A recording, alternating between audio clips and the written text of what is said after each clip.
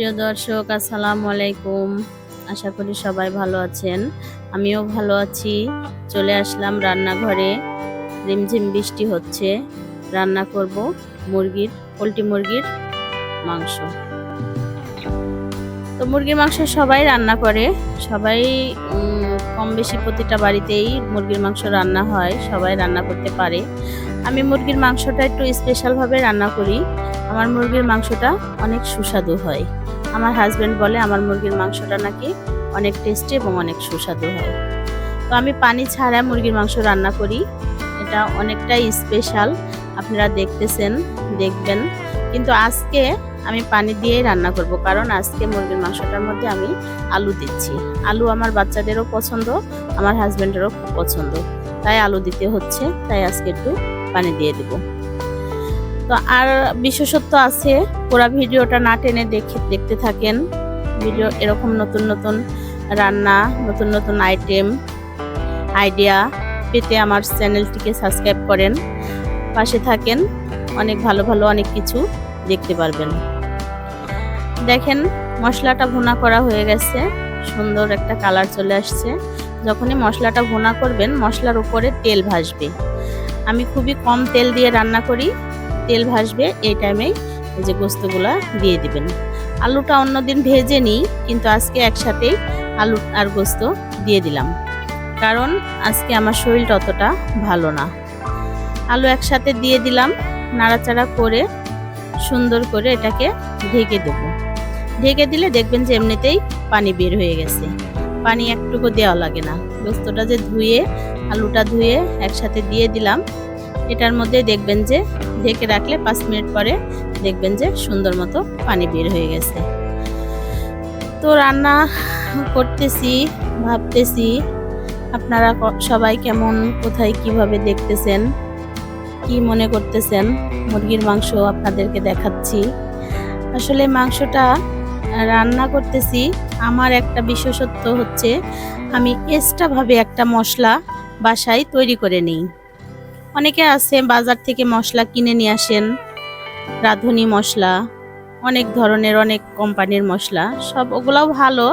কিন্তু আমি যে নিজে মশলাটা কিনে নিয়ে এসে বাসায় তৈরি করছি, এটা একটু স্পেশাল। দেখেন, উদাম করছি, গোস্তটা প্রায় সিদ্ধ হয়ে গেছে, কতগুলো পানি বের হয়েছে। এই পানিটা শুকাই গেলেই আমি আবার একটু ঝোলের পানি দিয়ে দেব। দেখেন পানিগুলো কেমন শুকিয়ে গেছে।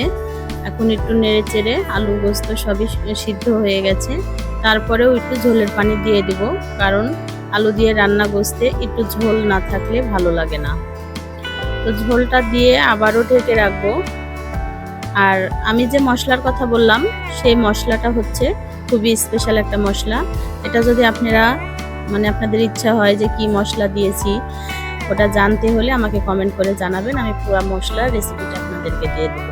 খুবই স্পেশাল একটা মশলা এটা। গরুর গোস্তে, মুরগির গোস্তে, যে কোনো গোস্তে, রেডি গোস্ত যখন রেডি হয়ে যায় তখন উপরে ওটা ছিটাই দিলে খুবই টেস্টি এবং স্বাদটা অনেক বাড়ে। চোল দেওয়া হয়ে গেল, এখন ঢেকে দেব। ঢেকে দিয়ে কয়েক মিনিট পরে দেখেন কি সুন্দর কালার চলে আসছে, একটু মাখো মাখো হয়েছে। একটু অল্প অল্প ঝোল রাখবো। তো সবাই দেখতেছেন স্ক্রিনে কেমন লাগতেছে। এই যে মশলাটা দিয়ে দিলাম, সেই স্পেশাল মশলাটা দিয়ে বেশিক্ষণ রাখবো না।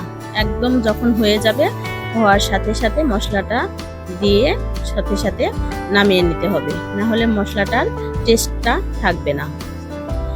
তো সবাই কমেন্ট করে জানাবেন মশলাটা কি দিয়ে তৈরি করছি, এটা আমি আপনাদেরকে অবশ্যই বলে দেব। শুধু গোস্তটা রান্না করলাম, সাথে করছি একটা ভর্তা, সেটা হচ্ছে পটলের ভর্তা। শুধু খালি গোস্ত ভালো লাগে না।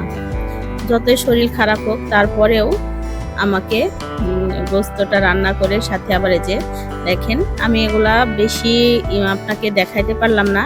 আমি পটলগুলা সুন্দর করে ধুয়ে চাকচাক করে কেটে হালকা করে তেল দিয়ে লো আঁচে ভেজে নিয়েছি। হালকা হালকা করে ভেজে নিয়েছি, হালকা হালকা বাদামি হয়েছে, সবুজ সবুজও আছে। এটা দেখেন দেখতে কি সুন্দর হয়েছে। এটার মধ্যে লবণ দিয়ে ভেজে নিয়েছি। এখন আমি কাঁচামরিচ, কাঁচা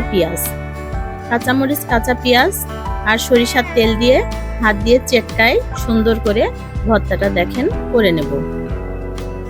এটা কিন্তু অনেক সুস্বাদু। অনেকে আছে পটলের ভর্তা পটল সিদ্ধ করে করেন, পটল হচ্ছে পুরাই করেন, কিন্তু এটা অনেক স্পেশাল, অনেক টেস্ট হয়।